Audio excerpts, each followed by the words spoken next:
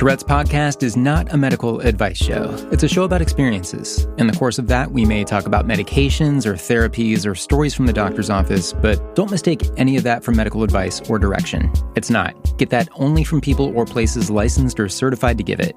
Not from a massively fun and action-packed podcast about our life experiences. Such as... It is something about Tourette's says, I'm putting this wall in front of you, but also...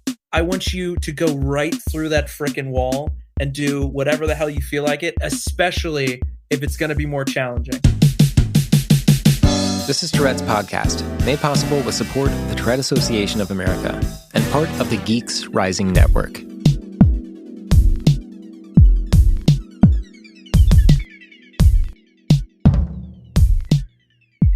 Hey, it's Ben. Want to give an invitation real quick and then a special word from a listener. For the teenagers out there, or parents of teenagers if you want to pass it on, I will be part of the Tourette Association of America's virtual Teen Summit on January 9th, 2021. It's a fun, exciting, and educational event that provides a forum for teens and youth to learn more about TS and tic disorders. This summit's theme is around adjusting to change, especially during such an unpredictable and challenging time. Teens will have the opportunity to connect with peers, discuss topics that are important to them, and get their burning questions answered. Teens will also be provided with various resources and learn more about the support the Tourette Association offers. The schedule includes mindfulness activity, a session on resiliency and depression, finding strength in the struggles, and that one's being led by my friend Dr. Ken Phelps, who I know you're going to like. He's a really likable guy. There's going to be a session on creating a vision board, a panel on OCD and coping with it during these weird times, a presentation on navigating high school, and I will be leading a session on self-advocacy and disclosure and the power of vulnerability. I'm really looking forward to it. The Teen Summit will be hosted on Zoom. You can register at tourette.org. Just click Attend an Event, and you'll see it there. January 9th, the TAA Virtual Teen Summit. And it's going to wrap up with a panel that I will also be a part of, answering your burning questions. Tourette.org, click Attend an Event, and you'll find the sign-up details there. I'll have the link posted as well at tourettespodcast.com, along with another event coming up in March, with early bird signups going on right now. So act quickly. That's for the Virtual National Advocacy Day 2021. I'm part of that as well. Lots going on, tourettespodcast.com, or go to tourette.org and click Attend an Event. So I want to welcome new members to the Tourette's Podcast discussion group on Facebook: Tiffany, Liam, Rachel, Addison, Eric, Hannah, Angie, and more. You should join them too if you're not there already. Just go to the Tourette's Podcast discussion group on Facebook, which lately Facebook has been promoting, which is great. Find the group. It's a closed group, so you have to request to join, and with that request, you have to answer 3 questions. These questions are required. It's nothing invasive, just easy questions you have to answer to help us determine that you're a real person and you're legitimate. Sophia is our amazing admin. She will welcome you to the group, and I want to read something from a listener there. And this is a thank you to everybody who participates in the podcast in any way, whether it's being on the show or sharing the podcast with someone you think it might help, or just listening. I want to share something to remind you that however you participate, you're helping complete strangers get through really difficult things. So here's a message. It's pretty heavy. It's from someone in the Tourette's Podcast discussion group. Her name is Natalie. She says, I just wanted to take a quick minute to say thank you to everyone who's been part of this podcast and to Ben for taking the time to make it happen. I get tearful as I type this. I'm not normally a crier, but for the past 2 months, it seems to be a daily occurrence.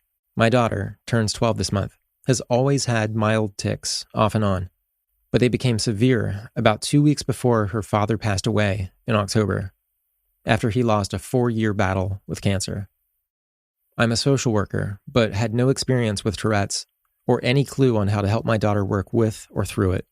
In my panic of trying to help her cope with the loss of her dad, on top of her symptoms, I found your podcast, and it helped immensely. Just hearing other stories and how others have adapted and grown and done so many amazing things as advocates. I just appreciate so much everyone who's been willing to speak up and speak out, and I want to say thank you a million times over. Because what you are doing does make a difference, even in a small town. And that's from Natalie. She's in the discussion group on Facebook, and other people there are responding and giving her a lot of support. So thanks everybody for everything you're doing that helps her out. Natalie, I can't imagine how difficult that must be to get through.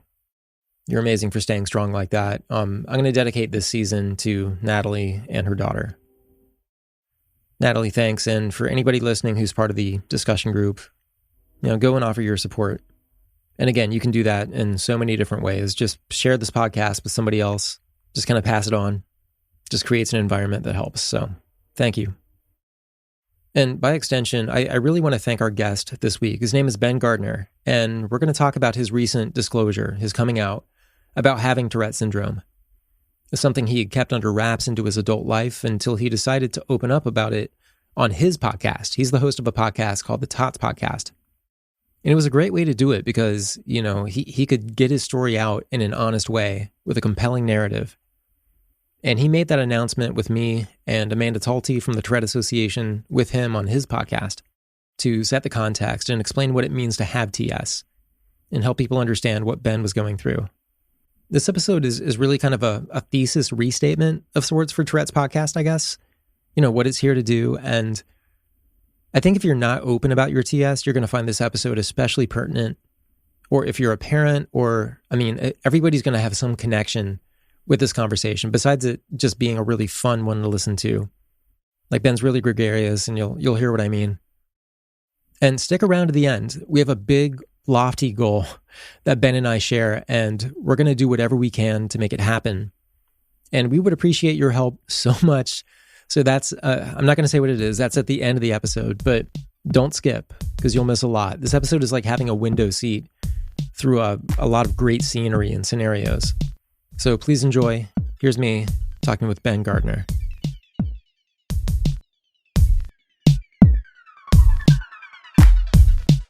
So my name is Ben Gardner. I come from the East Coast of the United States, Maryland to be exact. And I am a salesman, I'm a marketer, and a podcaster. And so Ben, we this is not our first time talking. You have a podcast called the TOTS Podcast, and I was really happy to be on it with Amanda Talty from the Tourette Association, and it marked an occasion for you. And well, let's just go ahead and put it in your words. What was that all about? Yeah, so very happy to be talking again, and to have that opportunity with you and Amanda was really special. So I've had this podcast for a little bit over a year now, and basically just the general gist of the podcast is I interview interesting people from all walks of life, and we have really honest conversations about people's personal journeys, where they've been and where they want to go. And I remember talking to my business partner and editor and just saying, like, I want to do an episode about Tourette's. I think it's really misunderstood.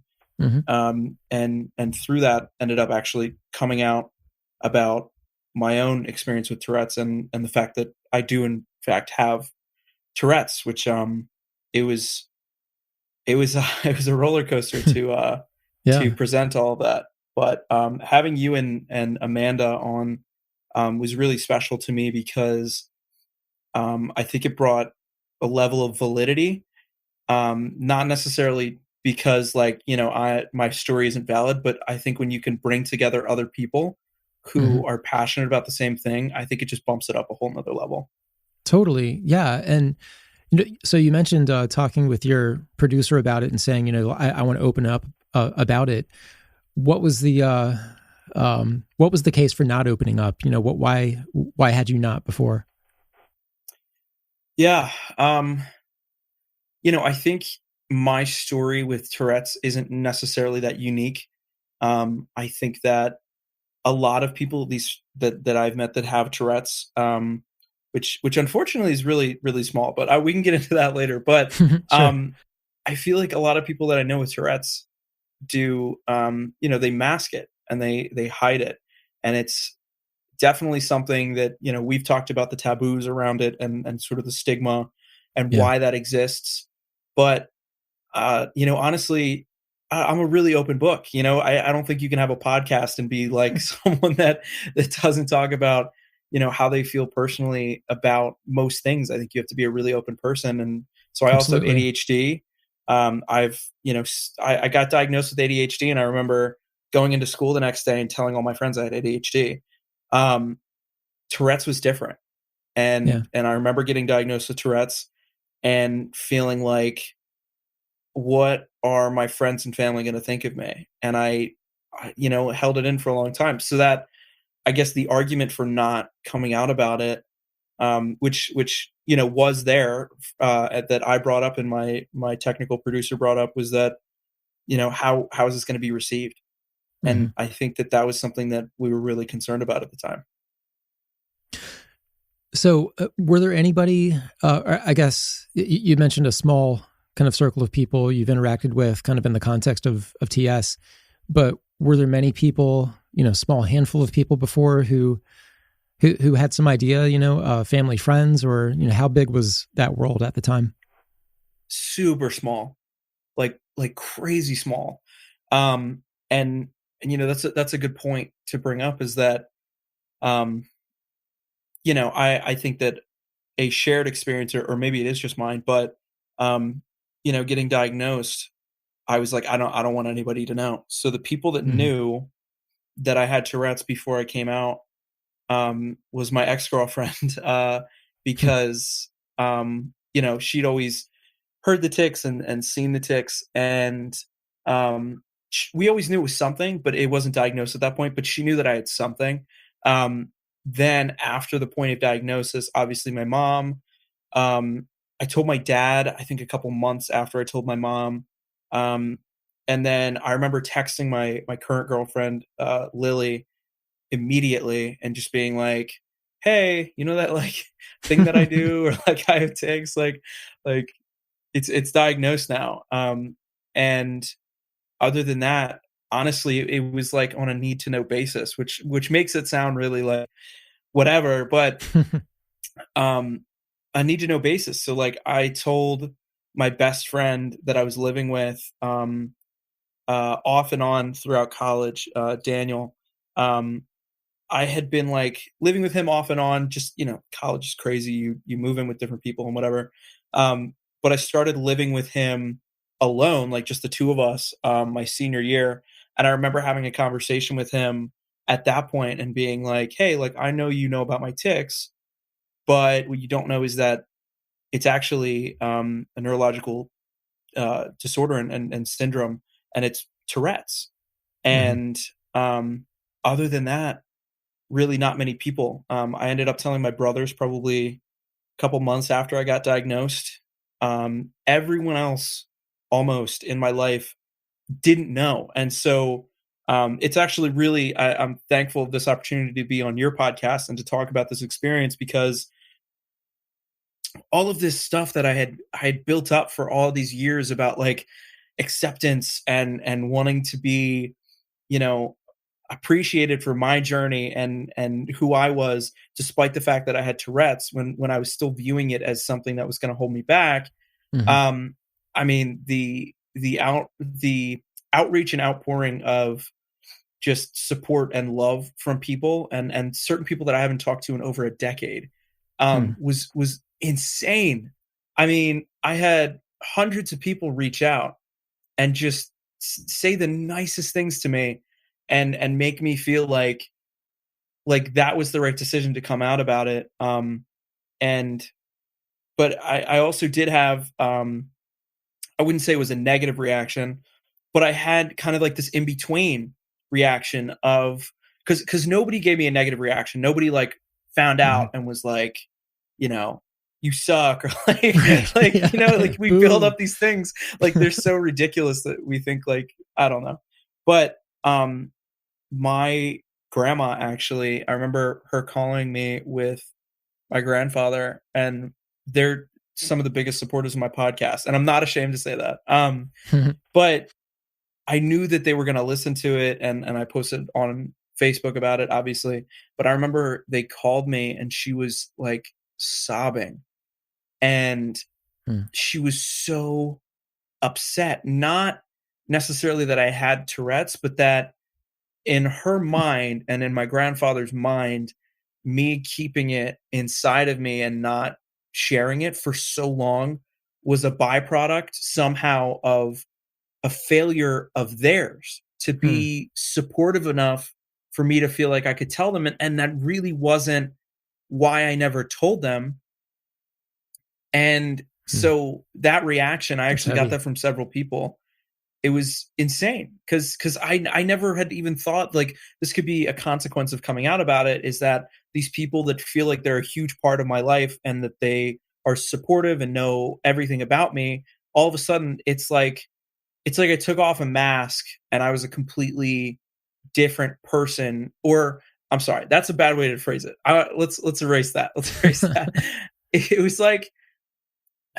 was like all my life I've had like a tattoo on my back, and I've always been around my family and always wore a swim shirt when we went to the beach. And then one year I took off the swim shirt and they see this tattoo that is Tourette's, and they're like, I don't know that I really know you.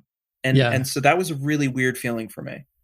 Yeah. Well, it's, when you said need to know basis, that's that is fair enough, because, it's your business, it's your life, it's your diagnosis, and, there's no expectation to go around telling people. But at the same time, if it's something that the world has, historically some kind of issue with, then it kind of becomes different, because you want to at least feel comfortable talking about it, on your own terms, and not have to worry about any kind of backlash or, just some negative effect coming your way from the fact that people now know this about you. But it's really interesting that people were, I guess, proud of you for getting to the point where you felt like you could talk about it, but also guilty that they weren't, that they hadn't created the environment for you. And, I understand, I guess, that guilt, but at the same time, it's, kind of how could they have known? And, I'm sure your grandparents are amazing people. And I think maybe the guilt that they feel is just kind of a sign of that, just how much they care about you. And I think so too. Yeah, because I can't see them really being in any place of blame, really, especially if they've been, supporters of you. And, this was your deal and your thing to talk about or not. But it's amazing that, once you do, it does feel like a victory, and it feels like the world feels like a different place. I mean, it definitely did for me when I started to open up. It really does. And I'm glad that you brought up that word guilt, because that's exactly what it was. They felt guilty of something that they thought they did, but they really didn't do, or some lack thereof, like this inaction. And my aunt, I know, my godmother, actually, I know, also felt that. And it's like a domino effect of emotions, man, when you come out sometimes, or at least in my experience, because I wanted everybody to know at the point that we had everything recorded. I kept flip-flopping, but then I was like, I want everyone to know. I'm done hiding. I need everyone to know this is part of who I am. And I think I just justified releasing it by like, because it was kind of a struggle towards the end there, but I was like, okay, if you lose anybody to this, they were not meant to be in your life.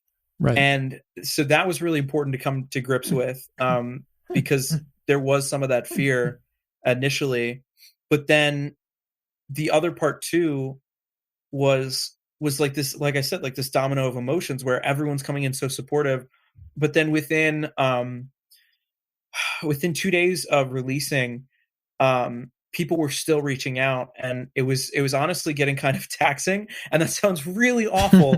Like, it's like I'm receiving all this support, and I know other people don't receive as much support when they come out occasionally.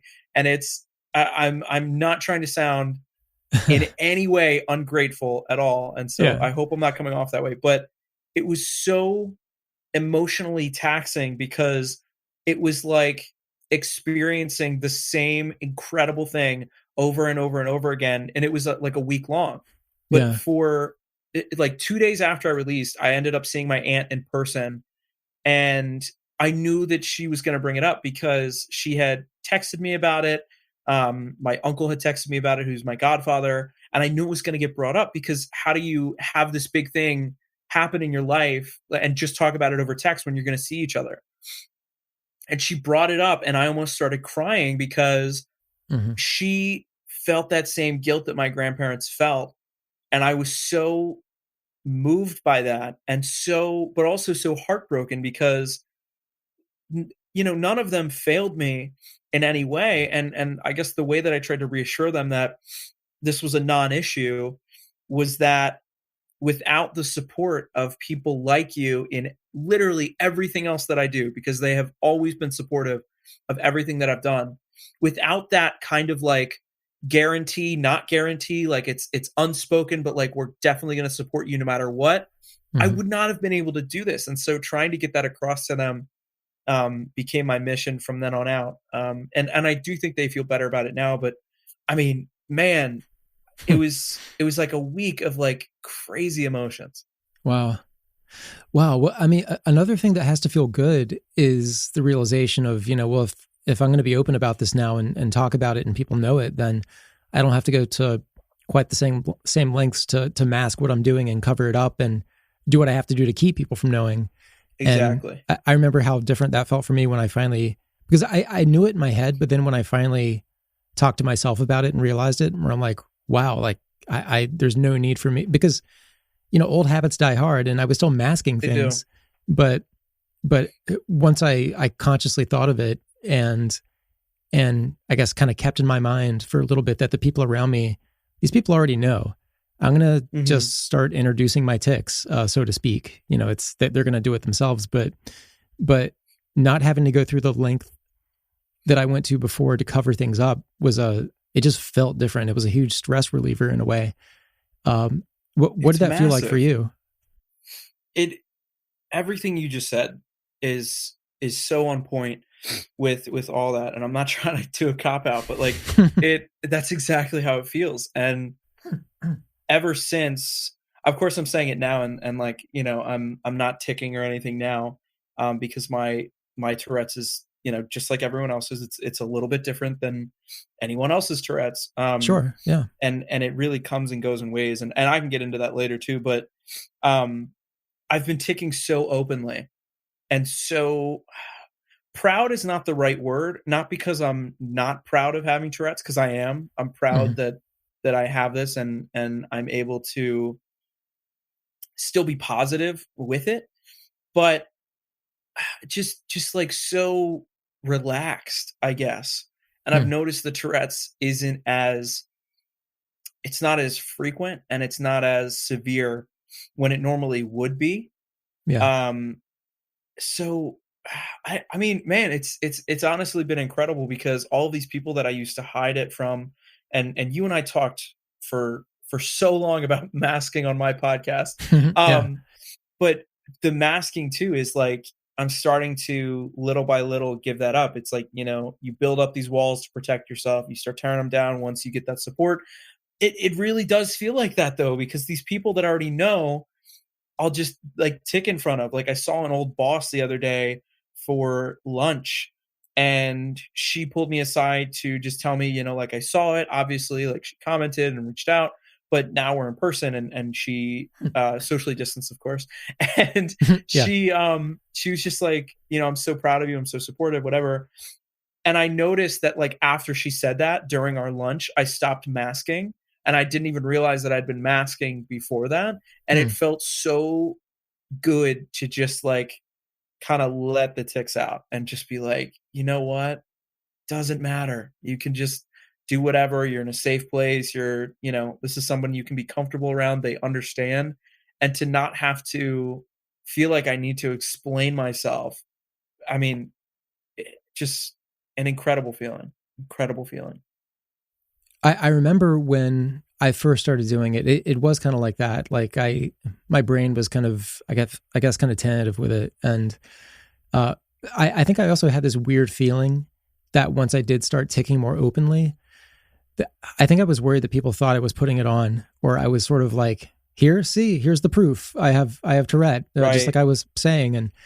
And which is kind of a silly thought, but it was still kind of a paranoia that I had, that I was going to be judged maybe kind of in a different way when I started ticking, that people could appreciate the fact that I opened up about having it and could be proud of me for doing that. But once I started doing it, it's like, okay, here's the show. Or, and I've heard some other people kind of, I've heard people kind of say that too, that they feel kind of in a way, even when they're talking on the podcast or doing a YouTube video or something, that they might be accused of putting it on. And right. And that's kind of a weird, awkward thing. It's obviously nothing to get hung up on, because, you got to do what you got to do. And with taking being involuntary, I mean, masking is just, it's so stressful that it's not really worth it to add the stress of like, oh, what are people going to think when I'm actually openly ticking now? And it's not, yeah. How young were you when this set on? Because you mentioned diagnosis coming a bit later. Did you already know it as like, I have Tourette, but I don't have the diagnosis yet? Or was this still kind of a mystery? Or, how, I guess let's kind of walk back through, when you were young and you started ticking. Do you remember what the conversations were like, or were you too young to remember that? Or, when your parents took note, I mean, what was it kind of seen as? Yeah. So it's really been a journey of self-discovery with this, just because I think a lot of people have different little things in their life that, they just have, and it's just kind of part of them. And if it's not immediately the biggest issue ever, and you also have a lot of stuff going on, which most adults do in this day and age, it kind of becomes something that you're like not focused on. And so you don't remember it. That coupled with, I have the memory of a goldfish. So it doesn't help. But yeah, I started planning out this episode to come out, and I started asking my mom a couple questions just because I wanted to clarify things. She has a much better memory than I do. And I remember writing out my Facebook post and description for the podcast and saying something incorrectly. It was like, got diagnosed, or no, it was when I first started ticking. It was like 5 years ago when I first started ticking. And I sent it to my mom. I sound like such a mama's boy. I sent it to my mom just to be like, does this line up with everything that happened in your experience and in my experience, but with you kind of being there with me as a kid when I was going through this stuff. And she's like, you definitely did not start ticking 5 years ago. She's like, it was so much earlier. And it was really weird to hear that, because, I think with your parents, sometimes they obviously remember things better from when you were younger than you're going to, because they're an adult and their memory centers work better, and synapses are firing, right? But it was weird to be like, this experience is very personal that I still wasn't at that point open about, that I'm literally in the process of planning out like how I'm going to be open about it, and going through all of these mental checks and all of these freakouts and stressful, whatever. And this key part of my story is wrong. And I'm like, oh my God. And so I ended up not actually changing my like initial coming out, I guess, letter, if you even want to call it that. It was just a Facebook post. I make it sound like it's so pompous. It was a Facebook post. But yeah, I said it started 5 years ago, when in reality it probably started, as early as 8 years ago. And so my experience with it at that time was super weird, because I always made noises. Like babies make noises, right? And then they grow up, and then they're words, and then they're like, oh, I'm a functioning human, hopefully, right? I never like hit that stage where I was like, oh, I'm going to stop making noises and just do words. I was like, let's do words and noises. So, right. and a lot of that is why I ended up actually becoming a beatboxer in an a cappella group in college. Oh, that's awesome. Yeah. I mean, I was always making these noises to music. And so my mom was like, put the two together, beatboxing and music and like making noises. So you made it happen. I mean, that's something I used to do all the time. I would click beats with my teeth and use my tongue to do certain like percussive things. Yeah. And then I would just kind of, I would do that on autopilot, but then sometimes I'm like listening to a song or something, and I just go ahead and do the drum part with my mouth before the drums come in, or, you know, if there's like a little like intro guitar part, or I would always do that. And I got kind of good at beatboxing for a minute, just incidentally, just because of the sort of like, I can't help it but practice type thing. And, but I never thought to like actually apply it or take it anywhere. That's awesome. You did that. It was really strange. And honestly, it was a good and bad thing, for a couple reasons, but because of the beatboxing, and like, I was always doing the beatboxing, but like never for an official group until my freshman year of college. Yeah. I don't know when I first started ticking, because the two are so weirdly correlated. And interestingly enough, if I beatbox, if I'm having like a really tough tick day and it's like really severe and just really heavy, if I beatbox for a little bit, my ticks will typically go away for a while. Now, like if I have like a business meeting or a sales call and I'm ticking really hard, and like it's a client that like doesn't know me, right? And it's some random person on the other end of the phone, I can't be like, hold on, let me do a quick beat breakdown and then I'll be right back with you, right? So it's interesting, but you know, growing up, it wasn't something that I was super concerned about. It became concerning. Anyone that knows me knows that I love women, and it became concerning when I started to, you know, date, because I was like, I can't be making random noises or having my eyes do the eye thing that so many people with Tourette's have happen if I'm going to be dating. And so that's kind of when I identified. I was probably 14 or 15 when it actually really started. And then when I was 16, it was like, oh, wow, this is a thing. And like, it causes me issues. And then I believe I was 20 or 21 when I was actually diagnosed with Tourette's. And so that's kind of like my process through it. But again, the beatboxing being like thrown in there just as like a random, like ShamWow bonus, right? It's like 2 for the price of 1. It's like, it kind of screws up my whole timeline. That's funny. I mean, there is kind of like the hidden talent aspect of Tourette's that a lot of people do, you know, directly connect with their TS, but the dating thing is fun too. It's something I used to ask about a lot, I think in the first couple seasons of the podcast, then I kind of got away from it, but I used to ask people about the, you know, if you're not open about it, what do you do about relationships? You know, when you spend a lot of time with someone, inevitably they're going to pick up on it. They're going to ask you about it, and you have to have an answer of some kind. And unless you're just really, really good at masking, which has to be torturous. But you know, what were your anxieties, thoughts, concerns, woes? You know, about all that? That's a phenomenal question, and you definitely need to bring that back for definitely any 20-year-olds or people in their 20s that come on the podcast, because this is like just all we think about right now. Yeah, totally. So I'm pretty blessed that when I first of all, I'm in a relationship now, and she's probably the most supportive woman other than my mom or my grandmothers in my life, which is fantastic. And she's known about Tourette's since I think month like 2 of us dating. So she's always known about it pretty much. She's always been super supportive. And my ex-girlfriend was really supportive too about it.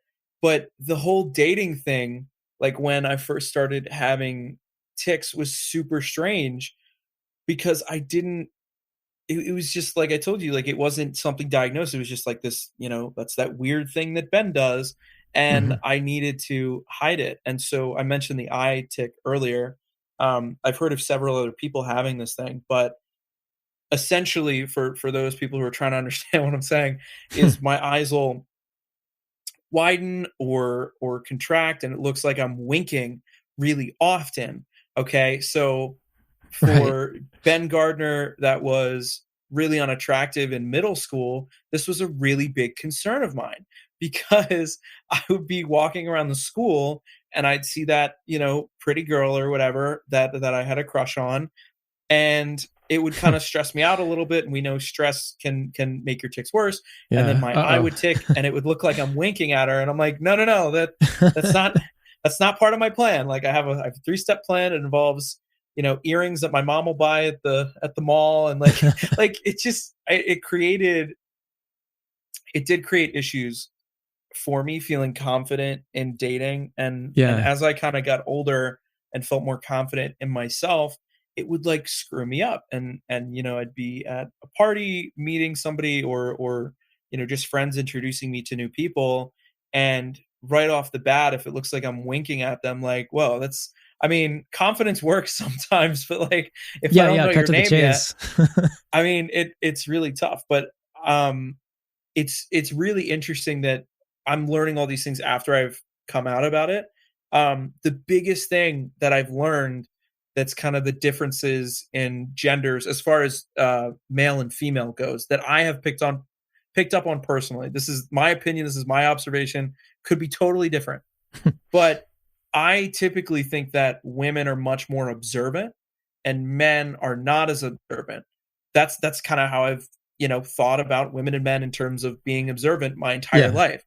Mm-hmm. The interesting thing is that of the people in my life, like my aunt and my uncle, who did not know but have known me for a very long time, it seems like the women never picked up on it. And then the men are the first to say, like, I saw what I now know to be your eye tick, at this Christmas party or Easter this one year, or, I heard your verbal tics at, this family party or whatever. And it was so funny to me because I've always expected women to be more perceptive of things like that. And I used to be very, very conscious around women with the tics, but really it was like the dudes I had to look out for who were always, I don't know, like scoping in on the stuff I was doing.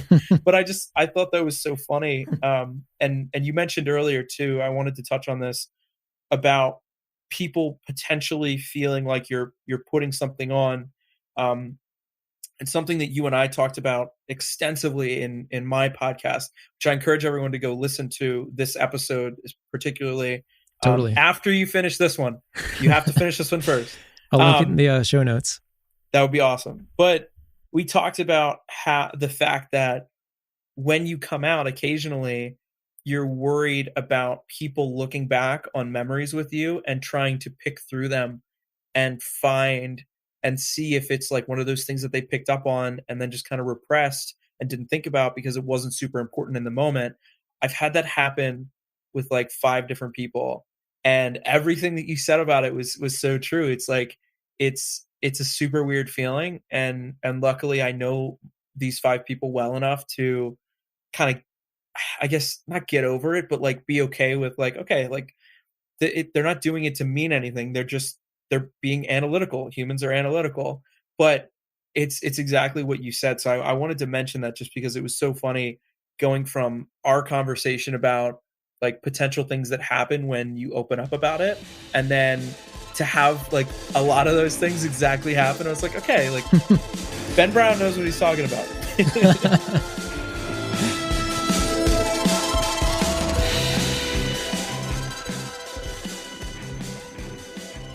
The Tourette Association of America is the premier nonprofit working to raise awareness, advance research, and provide ongoing support to those with Tourette Syndrome or tic disorder. With a network of over 130 chapters, support groups, and centers of excellence, the TAA engages with communities across the nation in an effort to provide tools, webinars, workshops, and support for all seeking assistance. As a primary sponsor of Tourette's Podcast, the TAA supports the authentic conversations showcasing the diverse representation of the TS community. To learn more, visit tourette.org, tourette.org.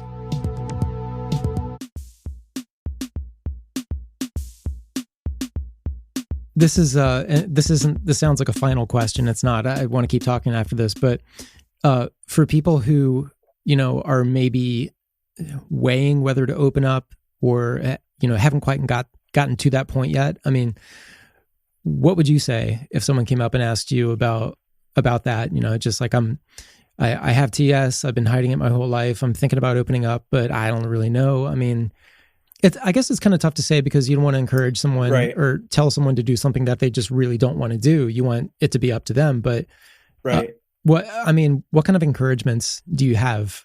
We've kind of covered a lot of this, but to kind of nutshell, what you would say to someone who maybe just wants a little bit of courage to open up. Absolutely. First of all, I think that's a fantastic question. One of the biggest reasons why I opened up is because I wanted to help other people who are also struggling with TS. And whether Mhm. that means getting diagnosed, because as we know, and I'm sure most of your listeners know, half of the people estimated in the United States that have TS are not diagnosed. That's right. So I wanted to help people kind of figure themselves out if they do have Tourette's and to hopefully get diagnosed, because that's also a really important first step that we've talked about before. But opening up, man, I mean, I have to say, and I'll give a little bit of background about how you and I met as well, because I think it's really pertinent. Mhm. So I was having probably one of the worst tick days that I've had in 2 years. And it was just really bad. And it was a 3-day period of a new tick that I had not had. And if you have Tourette's, I'm sure you're familiar with that feeling where it's a new one and you're like, okay, how loud is this auditory tick going to get? How noticeable is it? How, air quotes weird. It's not weird, but how air quotes weird does it sound? All this stuff. Yeah. And I was also struggling with trying to figure out how to produce, write, record my episode about coming out. And so all of this stuff together, super stressful. And so I'm like, okay, I need to relax. I need to go take a shower. And so I went to go put on music and I was like, I love Spotify. I use it all the time. I'm going to go find a Spotify playlist for, relaxing music or something like that. And I'm like, I wonder if they have like playlists for people with Tourette's with like music that helps to calm the Tourette's or whatever. I was still really inexperienced with even my own Tourette's at this point because I hadn't done much of that self-discovery. And I type in Tourette's on Spotify and your podcast came up and I immediately sent you an email and I was like, dude, I'm so happy I found you. And I want to extend that again and to say thank you, because coming out about my Tourette's was the biggest thing and the best thing that I think I did in 2020. And for all of the crap that happened this year, Yeah. I did do a lot. I think that was the best thing. And so I thank you for helping me do that.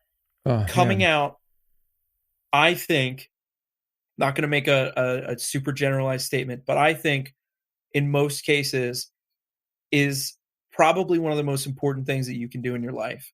And the reason that I say that is because the people around you that truly care and love about you do so to a much higher extent than you think. Right. Totally. And to put that into perspective, if you are having like if you have an argument with your mom or dad or your friend or your girlfriend or boyfriend or whatever, and you get really upset, I think people need to remember that those people probably care about them more than they realize in that moment. And so especially during this pandemic and all of the crazy stuff that's happened this year, remember that there are people that do love and care about you. And if they are in your life, they do so to a much greater extent than you expect. So coming out to those people is the most important thing you can do, because if they are to truly be in your life and to be a good influence in your life, to push you to strive to be a better person and to do more and to be more, which everyone in your life should, they are going to appreciate you coming out, number one. And number two, I would bet you that they would be supportive. And I know not everyone has that in their life, so I'm not trying to make a generalized statement. And obviously you should come out or not come out depending on your own personal feelings around it, and should really kind of do a deep dive before you consider doing anything like that, because once it's out of the bag, it's out. But from my experience and the people that I've talked to, even if there is negative in coming out, it is so outweighed by the positive, and the feeling that you will get from being able to be comfortable in your own skin without even realizing that you weren't fully is, I mean, it's absolutely incredible. So I would encourage people to come out if they feel like they're in the right headspace and the right environment to do so. And honestly, it's been such a helpful thing that I've done just as kind of like a self-care thing. And Mm-hmm. I'm never looking back. I'm never going back to hiding it, because I feel really comfortable with who I am. That's such a perfect way to say it. And it's true too, that when you open up, you become another sort of friend in the crowd that someone else who hasn't opened up can kind of go toward. Or it's like the more, hands you see raised of, okay, who else out there has this?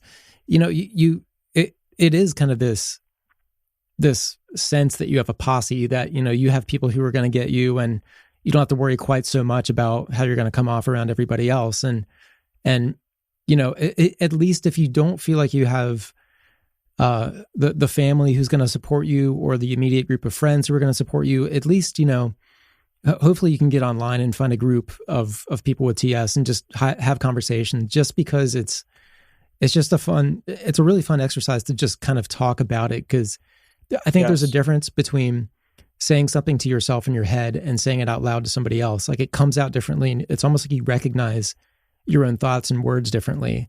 There have been tons of times where I've had, just ideas, and I'll carry them around in my head. But the moment I tell somebody else about it, it's almost like I find the flaws in it. And I find other ways to kind of go about it, or like, okay, so now that I'm thinking about it, now that I'm talking about it, maybe here's this other aspect to it. And it's just a really great way to just kind of flush out your brain and just take the vice off of it. And also just to kind of get a new sense of perspective about it from other people who've maybe, already opened up about it, or people who haven't. Just having people to talk to in general. You can stay anonymous or do whatever, but just kind of getting it out there and talking about it, even if you think you already know it intimately and there's nothing that you really need to know about it. Just the act of doing that is it's edifying. And every single time I do it, including on this podcast, there's something new I think about, and often something I change about how I view it. I've gone back and listened to so many episodes of Tourette's Podcast, just to kind of hear where it's been, and I'll hear myself say something, and I'm like, I don't even remember saying that, and two, I don't even agree with that anymore. Or it's like, like I wouldn't word it that way at this point, or like, why did I think that? And it's just this sort of natural progression in this evolution I've had in my head of just from talking about it, not from doing any deep research. I like doing the research and I like appreciating the science. And there are going to be some more science episodes coming up, but just talking about it, even if I'm repeating myself, I say the same thing a lot of the time on the podcast, and I ask a lot of the same questions, but it's because the person on the other end is going to have something new to say about it.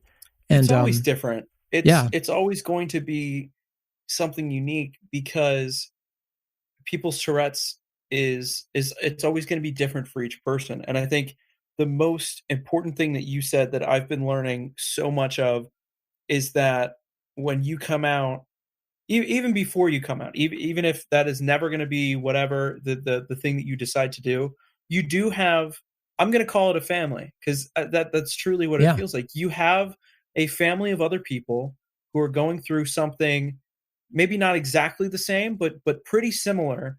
And I just do want to put this out there that I will be your friend. I will be your family. If you need someone to reach out to and to talk to, and you feel like whatever you're going through with Tourette's or whatever, I reach out. Like, because I think honestly, that's what a lot of us are in this for, is we want to make connections with people. And if we could help people through talking about this stuff and breaking down that stigma, and it's like, this is something that you're going through that other people are going through. So don't make it something that is horrible and you need to hide in the closet or the basement. Like, you got to be you, and we're all here to help you do that. And we're also here to be, to experience that with you. Because I mean, honestly, I've said it once, I'll say it again. It is the best thing that I think I've done in the past year, is coming out about this. And when you do come up and when you open up about it to other people, people feel way more comfortable around you talking about their vulnerabilities too. I mean, it's a big humanizer for everybody, I think. Oh yeah. To have something that's misunderstood, or something that, I've heard about this thing, or, I always had these impressions about it, but now that I'm hearing it from you, it's a little bit different.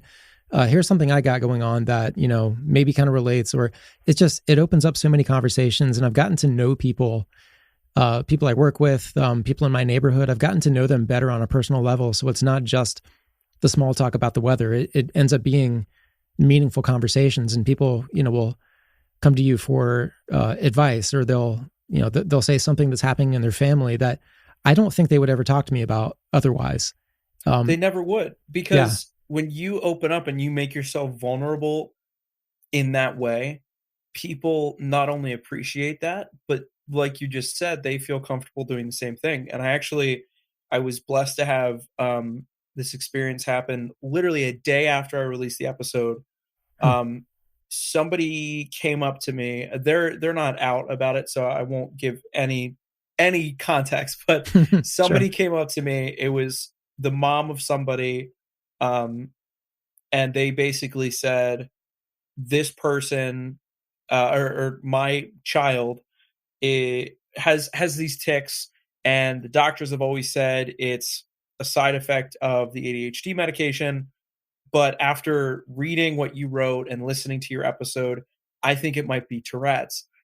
And for me, all of these other facets that we've talked about have made it so worth it to me. But that was the most impactful one, because she's telling me his tics and all these things that he's experiencing and what he's going through. And she's like, and, if he's doing this one, like it really gets bad, and it causes this, and then this, and this, and this. And we talk about dominoes all the time with Tourette's and the co-occurring conditions. Yeah. But I mean, I wasn't gonna diagnose him. I think she was looking for me to be like, yes or no.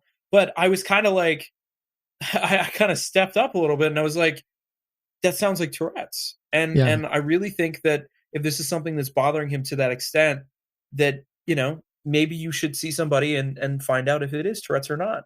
And I think that's been the most worth it part, is like, so many people are undiagnosed, and I'm making it part of my personal mission to help people get diagnosed if they do in fact have Tourette's, because once you have that, you can do so much more about what you're going through versus like, oh, I have this thing that I do, and I don't know what it is. I mean, you're also a really comforting outcome to any parent who, they think their son or daughter has TS, and, you might have the outside perspective, or the narrow view that you see in the media. And, right. And, if I was a parent and I had a very, I think, kind of basic, or even flawed version of what TS is in my mind, I might freak out. I might worry. But seeing people who, you have a degree of success to point to, your podcast is great. It sounds awesome. You're a really good interviewer, and so you work in marketing too. I mean, that's something where you really have to kind of put yourself out there, and marketing and sales, man. Yeah, totally. I've found everything you just said, 100%. And something that you said that really sticks to me is this thing that I've been on this journey of self-discovery and really finding out, which is I seem to really pick the things that are going to be most challenging to deal with Tourette's. So you talk about, I started in marketing. That's like all about image. It's literally all about image and how that makes people feel, right? Then I move into sales. That is also very much so about image, but also you got to charm people. And you can't that be was a definitely weirdo. something I was worried about. Yeah, right. You can't be an air quotes weirdo, right? And then cherry on top, hey, you know how you have like 8 different vocal tics and like like all this stuff, and that makes it hard to even see people sometimes, and like whatever. You know what you should do? You should do a podcast. Not only should you do a podcast where you're being recorded the whole friggin' time, you should do an audio and video podcast, which we've been doing basically since like half of the entire show has been also video. So I just found out the other day from Spotify, they do the like wrapped thing for podcasters. We've released over 1,300 minutes of content, which is over 22 hours. And so if you break that down and you think, okay, 22 hours of the guy with Tourette's talking through a mic, and half of that, 11 hours of him being on camera with Tourette's. like I seem to pick the things that are going to be most challenging with the Tourette's. Like, who in the hell is like, hey, you know that thing that like, it's like audio and video, whatever. You should get into audio and video. That'll be great.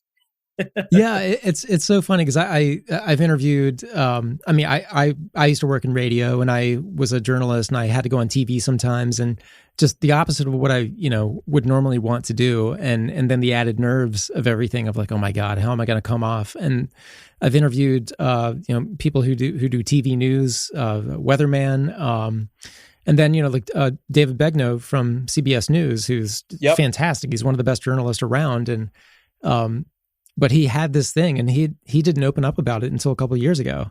And it's just, it's, when you do the math, it's such an unlikely thing to want to go for. But it's also kind of interesting too, is there something about it that, because I don't really know why I went into all of this. In terms of like media and production, I mean, it's 100% Tourette's. It feels like it could be Tourette's, and you were like, I'm telling you right now, Ben, it's a subconscious thing.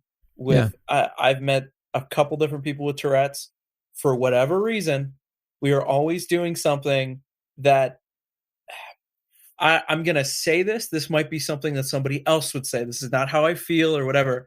We are always doing things that we should not be doing, right? Yeah. To an outside perspective. It's something about Tourette's says, I'm putting this wall in front of you, but also I want you to go right through that frickin' wall and do whatever the hell you feel like it, especially if it's going to be more challenging. Yeah, it's almost like, I don't know if it's like some self-validating thing, or, I don't want to feel like I can't do this, or I'm going to at least give this a shot, even though this could be a total disaster. And, and obviously we're speaking generally, this isn't going to apply to everybody, but but there is a piece of that, because I remember anytime I never said no to anything. Anytime I was kind of given an assignment that I thought would kind of put me in some kind of jeopardy, like going on TV or doing live radio or just something. And not just about the ticking either, but also the anxiety of it, and like, oh my God, what's going to go wrong? But I did it anyway, I think just to do it. And I didn't know if maybe it could be seen as self-sabotage, but I think it was kind of just the validation of it, I feel that. And I think it's like a big middle finger to anybody who would say that you can't. And I think for me, this sounds super bad. So I'm glad I'm saying it on your podcast. But I've always had to make up that person, because I've been really, really blessed. And I know not everyone has had this experience where anybody that's found out about it, except for two people who like had a negative experience with me with it because they misunderstood it. And then later when they understood it, came back and apologized. I have had very positive experiences with every single person almost that has found out about it. I've had to like make up this, I don't know, he's 6 feet tall because I'm short, and I have a thing about tall people. I mean, my girlfriend's taller than me, so I like fight me. But it's this 6 foot tall dude, and he's got bigger muscles than me. He's more attractive than me, all this stuff. And he's telling me, you cannot do it because you have Tourette's. And I've had to create this figure in my head because everyone around me has been so supportive, and I do well with support. I do better when there's someone against me. And so I created this persona. Yeah. And I mean, honestly, like we talked about the beatboxing a little bit, and I mean, we would perform at huge events. So like our typical event, you know, maybe there's 200 people there, but then we do events like we participated in the ICCAs, which is for people that might not know what that is the same competition that they compete in Pitch Perfect for a cappella groups. Oh, okay. And that's in front of like, you know, probably close to 1,000 people. And because I'm the beatboxer, I get a dedicated mic.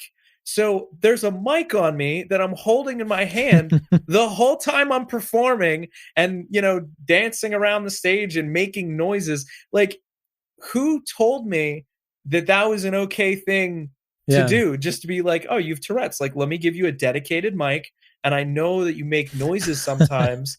And your mic will always be on the whole time because you're going to do some fun beat stuff. And really, honestly, the support, again, pushes me to do more because I'm like, okay, this is accepted. But throughout my life, whenever there's been a challenge and someone telling me I cannot do that thing, that is the thing that I want to do. And I will stop at nothing to do it. So I literally, to help myself for Tourette's, I've created this persona that is always over my shoulder. And he's like, you can't do it. And it just makes me work harder. I really like the middle finger piece of that because yes, that's how I see it. I mean, there have been a lot of times where I've, you know, failed embarrassingly at a lot of things. And, you know, it's almost like I want to just recover the points or I don't know, but, right. I have a music background as well, performing. And, you know, that's another thing where, that was a little bit different though. That was kind of like punk and garage rock and stuff like that. So there was kind of the, flaws invited aspect to it, but you know, the professional media environment and everything, like it is the kind of thing where I wanted to be in actuality better than the appraisal I gave myself because I've always self-deprecated. Whoa. That is the most perfect sentence that has ever been spoken. Can you say that again? You wanted to be better than the appraisal you gave yourself. I think that's what I said. Yeah. That's incredible, man. That is the most perfect line about life and just middle finger to every single person. And I mean every single person that tells you that you can't do it. That is the best line that I have ever heard. That's incredible, man. I'm 5'5" too, so I'm there not you go. that tall. I'm 5'6", so you can hate me for that extra inch. But no, I mean everything that you're saying, man. And I again, I have to say I'm so grateful that we've connected and I'm so glad my first email didn't scare you off. For those listening, I gave a little bit of context about it. It was super creepy because I was really like feeling passionate and I was so happy that I had found him. And so the subject line was literally, I'm so glad I found you. Like what kind of like 5'6" stalker like podcaster is sending an email with the subject line, I'm so glad I found you. But I really am. And I'm so happy that we were able to connect because I feel like we're on the same page with a lot of this stuff. And honestly, it goes back to what you said. It's like, there are other people out there that are going through stuff so similar that you are. And we're all here for each other, man. That's what it really comes down to.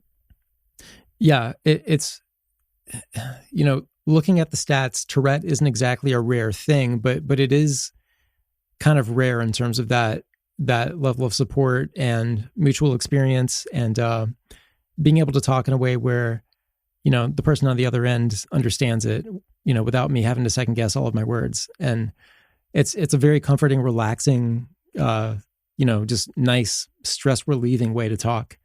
And yeah, I'm definitely glad we connected, you know, for that purpose and a million others. And you know, it's hard to believe we've been going for an hour, you know, that's, yes, it's really breezed by. And, you know, I feel like we could go for 3 or 4 more, but you know, it's, we've had so many solid things here. And I kind of feel like this conversation has in a way been kind of like a restatement of the thesis of the podcast and kind of why I want it to exist. And that's to connect with other people, have these conversations, and hopefully, I guess, just kind of be there for someone else who comes along and finds it. A lot of people find it kind of not from marketing, but just it comes up in a Google search, or they find it on their podcast app or something. And I think that's really cool that, I mean, there is some marketing that goes into it, but that a lot of the people just end up finding it, or they find it through the discussion group on Facebook, or it's a very reassuring thing for me that, you know, I don't have to do too much work for it to get out there, but the fact that it is out there, hopefully it gets to the right person who needs it at the right time. And hearing the way that you've talked about it is a really important thing to capture along the way. So I'm really grateful that we were able to do this. Yeah.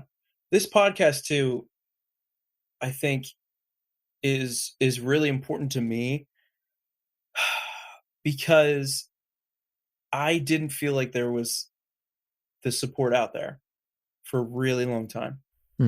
And finding a podcast literally about people like me that have the same stuff going on, man, it makes me emotional. It's you being able to do this and to have people on and connect. You're not just connecting with those people, you're connecting to your whole audience. And I just want you to know, as someone who is an audience member, will continue to be, and you know, I feel very grateful to, you know, be on your show. We do appreciate you doing this because it makes us feel like we have a voice. And I think a lot of things like Tourette's don't have a big enough one. And so thank you for shouting for us, man. I appreciate it. Oh man, no, it's I mean, I'm really bad with everybody who knows me, I think, knows that I'm bad at taking any like kind words. So I could say something mean if that would be yeah. No, yeah, we got to even this out. But no, man, I really have to return like every bit of praise to whoever it is I'm talking to on the podcast, just because that's where I've learned everything. Like literally, that there's the science and the research, but the human experience part of it, and kind of making sense of my own. That's everybody I talk to. So yeah, thank you. Absolutely, man. Well, man, we need to direct people to your podcast. How do people learn more about you and find the podcast? What's the website, social media, all that? Absolutely. Yeah. So thank you for bringing that up. I almost forgot. Okay. So, again, as I kind of said in the beginning, my podcast is called TOTs Podcast. That stands for Thoughts on Things.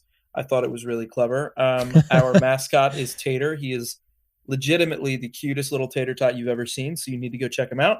If you would like to do that and listen to some of our episodes, you can do that at www.totspodcast.com. We also have social media that you can just find us at TOTScast. I would appreciate the follows. We're currently in filming for season 3. The last episode was the kind of wrap up and final thing for season 2, where I was graced by Ben Brown and Amanda Talty. And so thank you guys for loaning your host to me for one of my episodes. And yeah, so again, I interview so many different people. They're all super interesting, all from different walks of life. And we just sit down and have super honest conversations about, their journeys and literally anything else that comes up, and some crazy stuff comes up. So, yeah, if you guys want to check that out, again, you can go to our website. We also have social media, all of that jazz. We're also on YouTube. We're trying to bump that up. But really, if you just search TOTS Podcast and you forget anything that I said before on Google, you will find us for sure. Cool. I will link to all of this from tourettespodcast.com with the episode. So yeah, if everybody, if you didn't have a pen and paper, just go to tourettespodcast.com as well. But, TOTS Podcast is, I think, equally as easy to remember. So Yes, Yeah. the T's, the TPs work, right? Yeah. Should we tell them about our future project? Yeah, let's do it. We got to put this out into the universe and we got to do it, man. Make something happen with this. Go for it. You say it. Okay. So as many of you know, there are some celebrities, we talked about a couple, with Tourette's. All right. Now, Ben and Ben, the Bens, have been talking, and a big goal for both of us would be to have probably the most prominent figure that we can think of that has Tourette's in the music space, which is, of course, Billie Eilish. Mm-hmm. So we are putting it out officially into the universe. If you are like Billie Eilish's mom or best friend, would really appreciate you hooking us up. We would love to feature her on both of our podcasts to talk about a myriad of things. Ben, obviously, will talk to Billie Eilish about similar stuff and Tourette's and things like that. And I'm sure a lot of really, really interesting things. And then on mine, I will also try and talk to her about things that might be less related to Tourette's. So if we could get this done, that would be super cool, because then you could get, we're going to call it 360 Billie Eilish, right? We get all the aspects of Billie Eilish. So we're officially putting it out into the universe that is something that we are going to work very hard to do. Yes, the universe needs to do its thing. I would love to be able to will it into existence, but we're willing to do the hard work for it too, and make the necessary concessions or whatever it may be. But if anybody's listening who may have a line of communication, special connections, that would be amazing. It would be. Yeah, well, let's leave it there. Let's let that float out there into let's let it marinate. Right. Yeah, it won't get lost in the ether. This is going to be hanging out there. There we go. Well, Ben, thank you so much, man. This has really been a lot of fun, and I like the way we covered everything. I think so too. Thank you too, man. I appreciate you having me on, and hopefully we can do this more in the future. For sure. We have good conversations. We really do. Yeah. We're 2 for 2 right now. Yeah, let's just pick a random subject for next time. Exactly.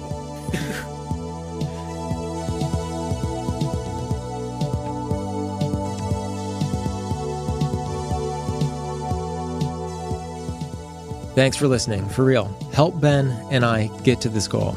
It might sound lofty, might sound too big to scale, but there's always a way. Just become part of our gang, get us noticed. We've talked to some big people on this podcast before, and we will keep doing so, but just at least make Billie aware, because she is the most requested guest for Tourette's Podcast by far. A lot of people ask for Dan Aykroyd too, and we'll get to him, but one by one. Street team, thank you so much, and thanks to Ben Gardner. This won't be the last we hear from him. Thanks to the Tourette Association of America for its ongoing support of Tourette's Podcast, now in Season 6. Hard to believe we're at the midway point already, but that leaves plenty of awesome episodes ahead. And remember, your participation in Tourette's Podcast legitimately helps. Thinking of Natalie and her daughter, they will be an amazing place to steer your support, or at least just think of them and the advocacy you do, knowing that whatever it is you're doing, you're helping people like her and her daughter. Thanks to Geeks Rising at geeksrising.com for its ongoing support of Tourette's Podcast. Geeks Rising is the best podcast network on the planet, and you can find all past episodes of Tourette's Podcast at geeksrising.com, along with Bandrew Says, On the Subject, The Sunshine Summit, Sunshine and Power Cuts, and the newest show, Stuck Listening, at geeksrising.com. By the way, we, the Geeks Rising folks, have been creating these videos about our favorite things each month, like our favorite objects or things we bought or things we've received. And I had a video back in September on the Geeks Rising YouTube channel about this. Bandrew just posted a new one with his favorite things of 2020. And I've got a 2020 favorite things video coming up. Just, it's just things we've enjoyed to have something good to talk about this year instead of the 2020 usual, which is kind of miserable. If you're into watches, like wristwatches, check out Bandrew's latest video. That's on the Geeks Rising YouTube channel. Okay, patreon.com/Tourette's Podcast. If you'd like to give individual support to the show, any small donations or support you'd like to give, it truly, honestly helps. Tourette's Podcast does take time to produce, and all the support people have given to the show seriously means a lot. The Tourette Association is the primary sponsor, and they're keeping things alive here. Thank you so much. We'll be back next week with more. Tourette's Podcast at gmail.com if you want to contact me in the meantime. Thanks, everyone. This is Ben.